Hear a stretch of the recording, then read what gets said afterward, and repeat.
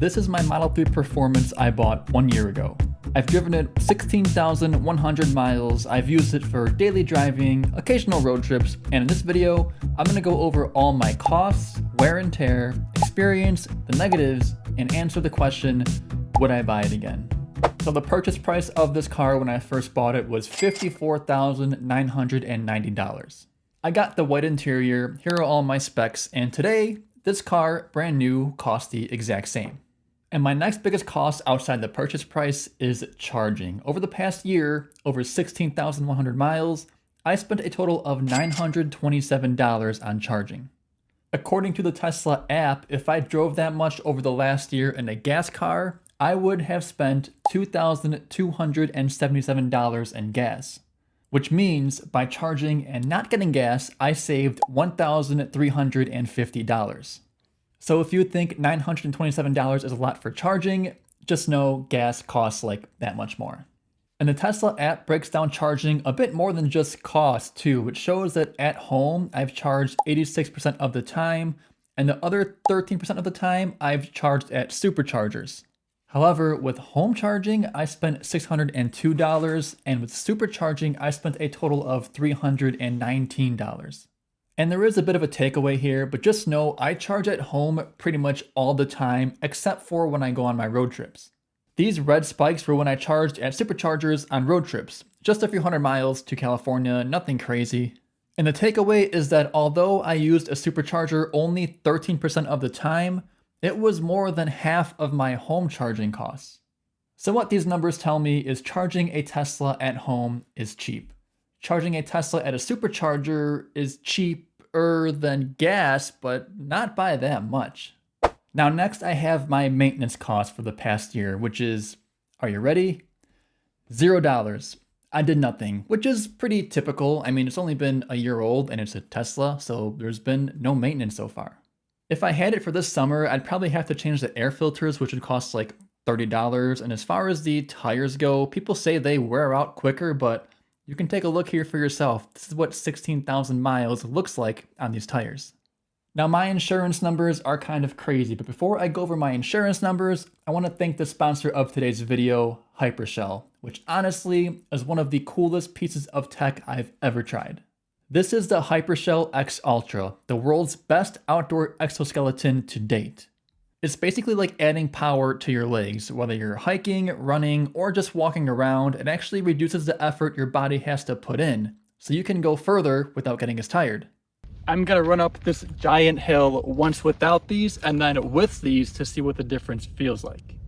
And it's actually been tested. It can reduce physical exertion by up to 39% and even lower your heart rate by up to 42% during activity. Whew. These are not fair. That is so much easier. Battery-wise, you can get up to 18.6 miles on a full charge, which is insane. That's a half marathon and then some. There's different modes depending on what you're doing, like walking, running, even stuff like hills or uneven terrain, and it can adjust itself automatically. If you guys know me, you know how much I love to run, and honestly, running with these just feels like you've unlocked a new level of performance. These things are awesome. I'll leave a link down below for you guys to check out as well. Now my insurance numbers are kind of crazy, and the reason for that is because I actually totaled my previous Model 3 I had before this one. I'll share with you the numbers I paid for each month over the last year. You can see they went up and started getting stupid as the year went on and the accident went on my record. I had full coverage, a $1,000 deductible, and drove about 16,000 miles a year. So those are my insurance numbers. There's a lot of details and stories behind each of those months and the price and what goes into it and all of that. So much so, I made an entire separate video on that. So if you're interested in Tesla insurance and what that's like, go ahead and check it out. Now, wear and tear after a year as far as the exterior goes. I had a wrap on mine, so my paint looks brand new. I just took it off the other day. But you will get some rock chips on the front bumper. Nothing too excessive after a year, but a little more than other cars. I think just because the way that it's shaped makes it more aerodynamic, but I swear the front bumper is like a rock chip and a bug collector. Now, secondly, on the exterior, again, mine looks good because of the wrap, but you will get some wear and tear in the forms of scratches or small rock chips. You can see a little bit here, but but these are sometimes permanent right near the back part of this car here.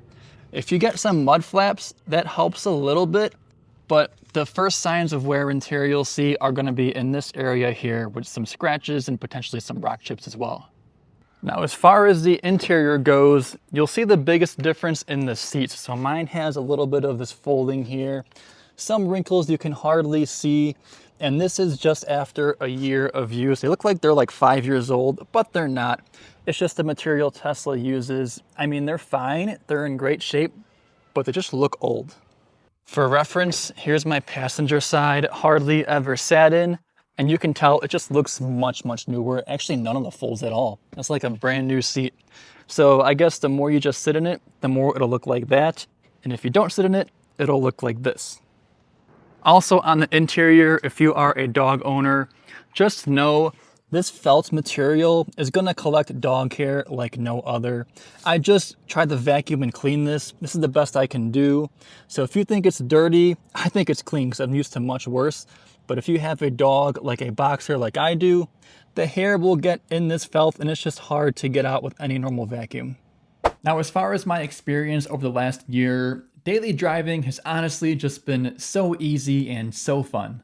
It's just part of the Tesla ecosystem. I charge at home on a normal outlet, which is slow, but I plug in overnight so I get way more range than I need for my daily driving. I got the phone key, the Tesla app, it's seamless entry, start, safety features, all of that. And with the Model 3 Performance specifically, there's really no trade-off between performance and the convenience of daily driving. I thought there would be some give and take, but no, it's as smooth and comfortable as any other Model 3 trim. With the Performance, you can actually adjust the suspension between standard and sport, and the 3 Performance is the only trim that offers the sport suspension. And the sport suspension is kind of rough. Like, it's supposed to be pretty stiff, but it just makes you really appreciate how soft and smooth the standard suspension really is. So you'll get all the daily driving and road trip ease, but also you can go from 0 to 60 in 2.9 seconds at any time. And other performance-wise things, I can't really speak on too much. I've never taken it to a track, unfortunately, but I will say the acceleration just never gets old. Now, as far as convenience and space goes, there's more than you'd think. The legroom isn't crazy, but it's pretty decent for a sedan. The trunk size is quite big, but don't forget you also get the sub-trunk and these side nooks for extra storage. And also the frunk. I've had Teslas for like 4 years and I still forget about this sometimes. But some people just say you need a bigger car for a family. Now, need is a strong word, but yes, of course, more space will always just be more practical in those situations. And if you're going to use the back seats a lot for other people or growing children, sure, of course, but for just 1 or 2 people, the 3 is perfect. And I wanted to touch on the software and tech just a little bit because over the past year, I've appreciated it, but honestly, there's not much difference between the Model 3 and any other Tesla as far as the tech goes. And what I mean is I talked about the Tesla ecosystem already, but it's true. You get a lot just by getting any Tesla. With the new Tesla, you get the latest hardware and latest versions of full self-driving if you choose to upgrade to it. And then of course, Tesla releases software updates, which are usually new features or improvements on existing features, and the Model 3 gets all of those as well. Now, as great as this car is, it's not perfect. There are some negatives, and one of the first things that sticks out to me as far as negatives go are the LED lights or the LED strip on the Model 3. It's a great touch, but the Model Y's LED strip is more recessed into the car. The Model 3's silver strip sticks out and leaves a glare on the windshield during the day. I think it'd be such an easy fix, but I don't see anybody else complain about this except for me, so I don't think it's a big deal for Tesla to fix this. But they do know about it. The Model Y refresh came out after the Model 3 and they fixed it on the Model Y, so it is what it is. It's not a big deal, it's just a long glare along the windshield. Looks like it's cracked sometimes, but like, whatever. And I have 3 negatives here. That's the first one. The second one is potentially insurance. So my situation is unique, but my best advice is to not run over any rocks. But what I also didn't know is that insurance costs more on a Model 3 Performance just because it's a performance trim. And it makes sense, I guess. People tend to drive performance cars a little more aggressively. I just didn't know that when I bought it. And for the third negative, I'm going to say range. Although it's not that bad, it has 309 estimated miles of range. I think anything over 300 is great, but of all the Model 3 trims, the performance has the least amount of range. But for comparison, the premium rear-wheel drive Model 3 has 363 miles of range, and that's a lot. Now, as great as this car is, the big question is, would I buy it again? And the answer, it depends. I got this car 1 year ago. 1 year ago, I was married. We had an SUV, the Model Y, for our road trips and taking our dogs places. Now, a year later, I'm no longer married, but I still have 2 dogs that love car rides, so I love to take with me, but I no longer have a Model Y. So today, quite honestly, I would not buy it again, but mainly just for that reason. The Model 3 Performance can be practical. It's got a lot of space. The dogs can fit, although it's tight. It's got camp mode. I mean, 2 weeks ago, I just did a solo camping trip to Death Valley and it handled it great. But the Model Y is just more practical. There's more space. It has more range. And at this point in my life, I think I value practicality over performance.